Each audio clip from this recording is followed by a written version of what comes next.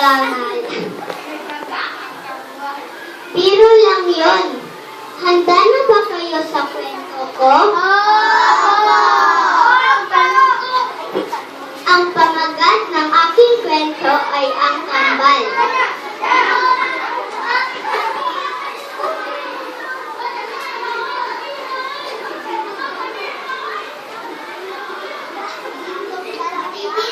Si Dindo at Dante ay kambal, ngunit magkaiba ang kanilang ugali. Mabait at masayahin si Dindo, samantalang si Dante naman ay matampuhin. Malapit na ang kanilang kaarawan.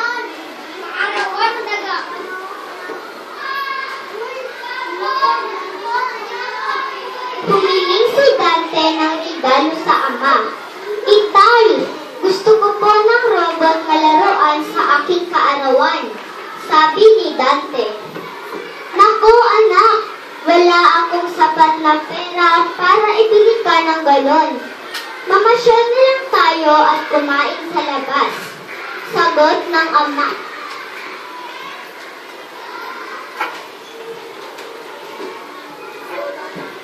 Opo, Itay, maganda iyon, sang-ayon ni Dindo. Sumama ang loob ni Dante dahil sa sinabi ng ama.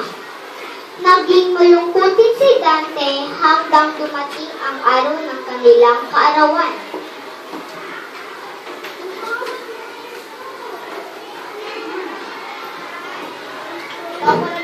Huwag ka nang malungkot, Dante, pang-aalo ni Dindo. Narito na ang regalong gusto mo. Ibinili kita galing sa naipon kong pera. At dyan nagtatapos ang aking kwento.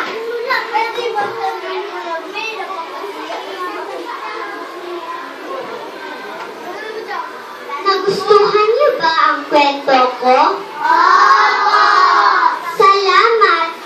Sa palagay niyo ba mabuti ang ugaling ipinakita ni Dante? Hindi! Ganito kasi yon. Dapat hindi tayo magtampo sa ating mga magulang kung hindi nila agad maibigay ang gusto natin. Sa halip, magpasalamat tayo sa Panginoon kung ano ang meron sa atin ngayon. Hindi lahat ng panahon ay maibigay nila ang ating mga hiling. Dapat din tayo magtipid o mag-ipon kung sobra-sobra ang baong nating pera.